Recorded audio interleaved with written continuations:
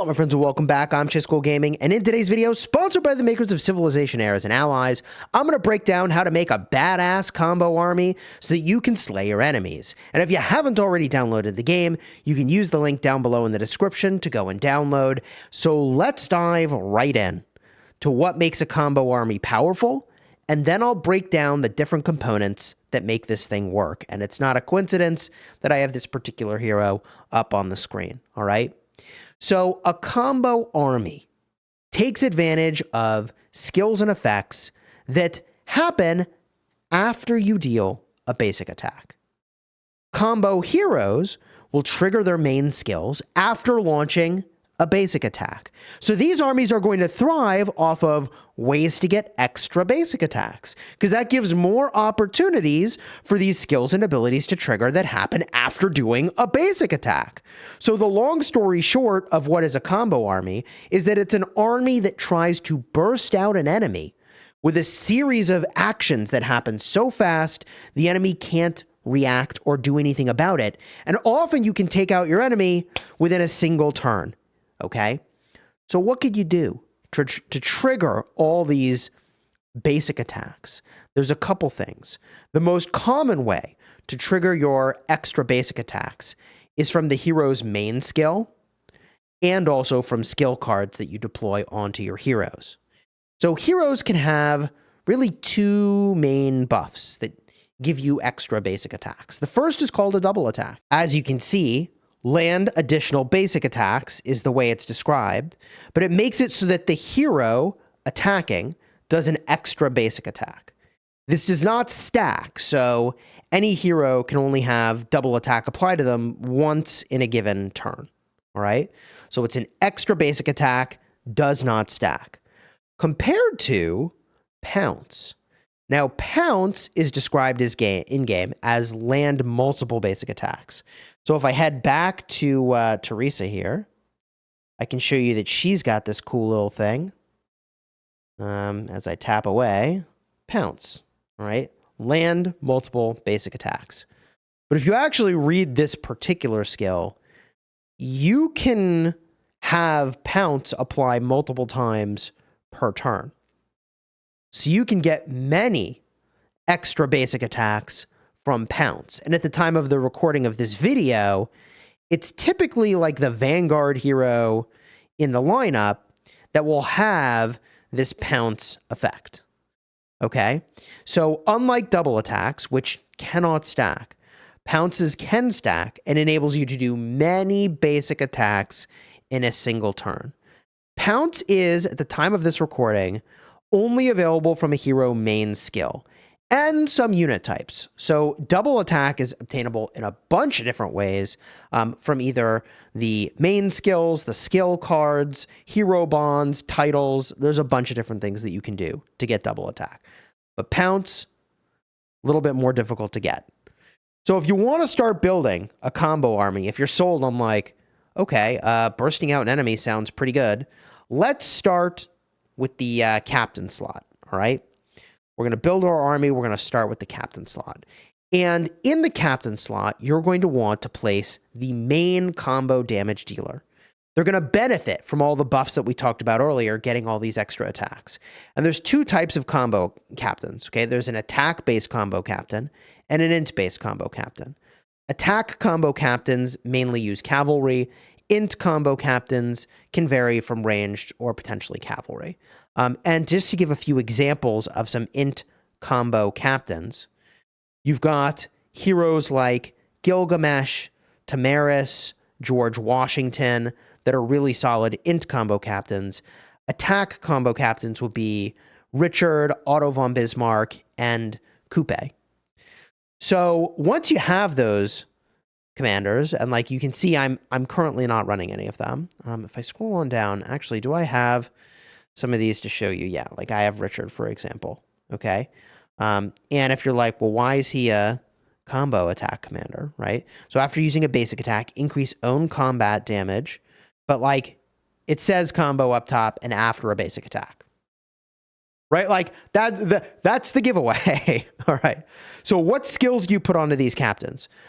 The choice that I think everybody goes for your top passive skill choice is going to be Coronation. So if we make our way over, right, and you've chosen your captain, you're going to put Coronation on them. It's a passive skill, as I mentioned. So we make our way down over here. I have a copy of Coronation.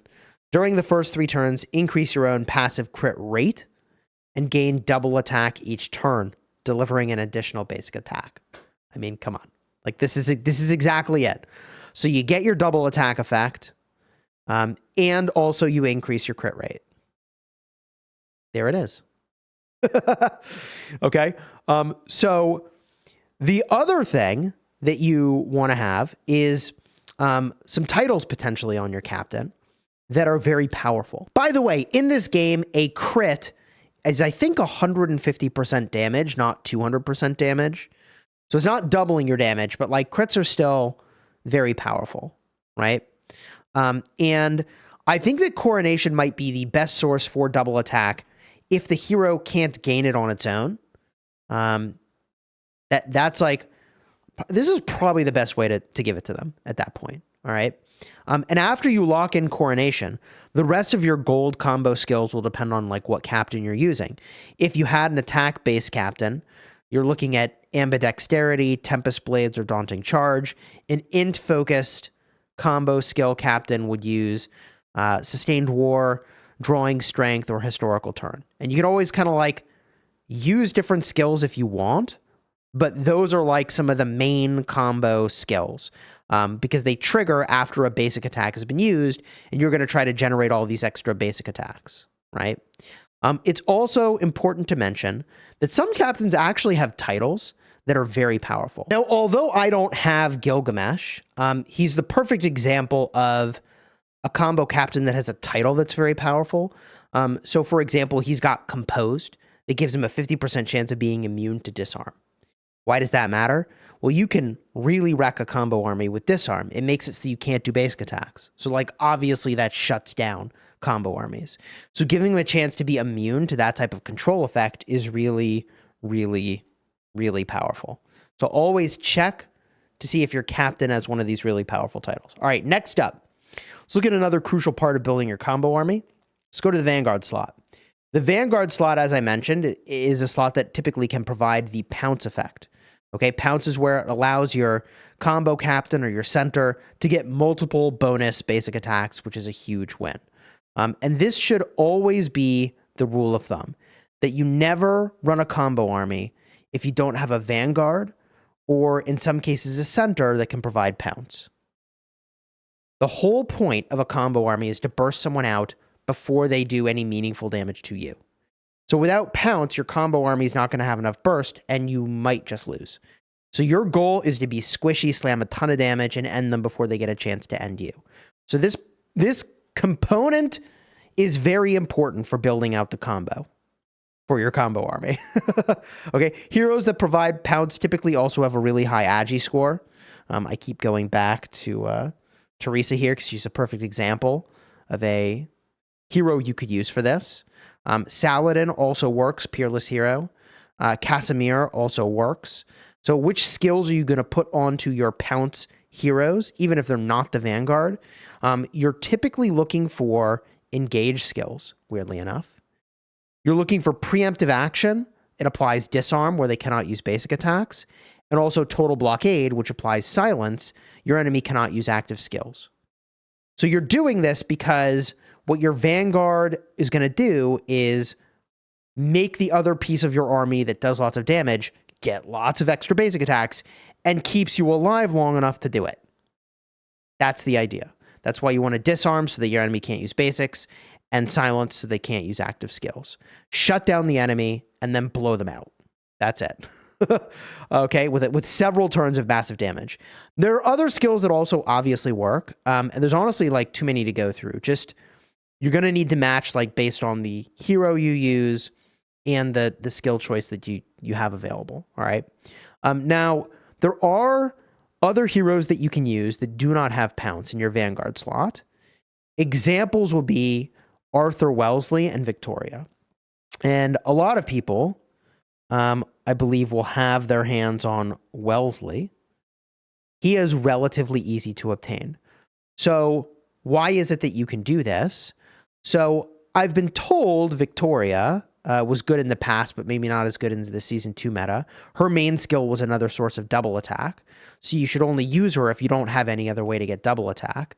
But Wellesley, who's really easy to obtain, works around reducing multiple enemies' int and defense in the first 3 turns. So he's kind of softening them up so that the combo damage hits harder. And his titles also can apply his skill to all enemies and reduce their agi once unlocked. I can show that to you over here. You can see Defensive Tactician, main skill affects all enemies. So you just debuff the whole enemy lineup. And he also works in a combo setup, even though he doesn't have pounce. All right. So we've covered the captain. We've covered what your Vanguard needs to do. Now we need to talk about the center. And there's a bunch of ways to play the center hero. And so we'll go through them all in just a second. But big picture, you either go with engage and support, int combo support, or attack combo support. And it's going to depend on the rest of the sort of pieces you've chosen to put together in this army. But let's start with the engage int support. All right. Engage int support is typically used to disrupt the enemy so you can deal your damage safely. I think QSH is probably one of the best heroes in the game and thrives in this combo army. His main role is to help provide support against a combo army's biggest counter, which is preemptive action, which is going to disarm you, stopping you from doing your basic attacks. He's also great at equipping some of the best engage skills, like Overwhelm and Expert in Attack, and deal even more damage at the start of the fight. Now, if you don't have him, I don't, okay, you use Sun Tzu, who I do have, all right? He's a good example, or Teho would be an example, in an engage support role. An ideal configuration for that whole lineup of engage and support will be Gilga, QSH, and then either Teresa or Saladin as your Vanguard. Now, if you want to run the int combo support approach, in this case, you're going to aspire to basically deal more damage with your combo skills, and even make your enemies attack themselves, which is kind of neat. So this is typically done with Gilgamesh and Tommy. Either one could potentially be in the center or captain role, depending on what titles you've unlocked. Without titles, Gilga will be the captain. With the right title, Tommy could be the captain. And the most common combination would be Gilga, Tommy, and Teresa, who I showed you earlier, in that exact order.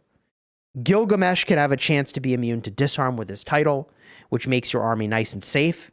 And Tommy can bring a powerful debuff called Disorient, which literally causes the enemy to potentially attack themselves. And she's also a great captain sniper, and her promoted title gained double attack during the first 3 turns. It's a nice configuration.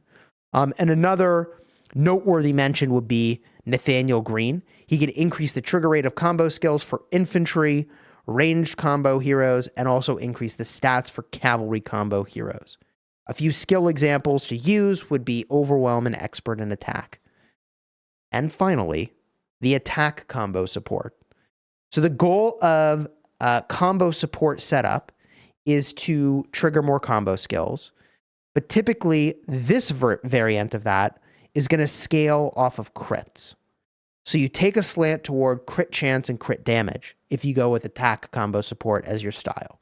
A really good example will be Frederick with his promoted title, increasing his main skill trigger rate and also having a chance to gain double attack. Let me pull that up for you. Here you can increase the trigger rate of his main skill, as I was describing, and also, let's see here, the main skill, during the first 3 turns, chance to increase combo basic attack damage. Yeah, and combo attack, crit rate for self and the ally hero with the highest attack at the start of each turn.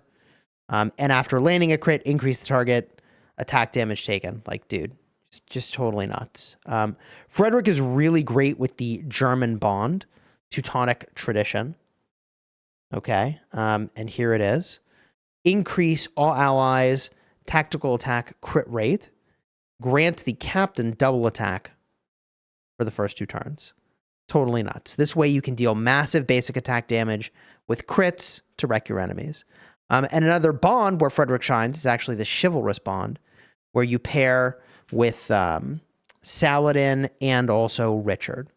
All right, and I've got that on screen here. Super powerful. Some noteworthy mentions here. Victoria can provide double attack to the captain, like we mentioned earlier. Kupe, similar to Gilgamesh, has the title Composed, have a chance to gain immune to disarm, which makes your combo army confident that you can execute your plan. And a few skill examples would be Wrath of Faith and Tempest Blades.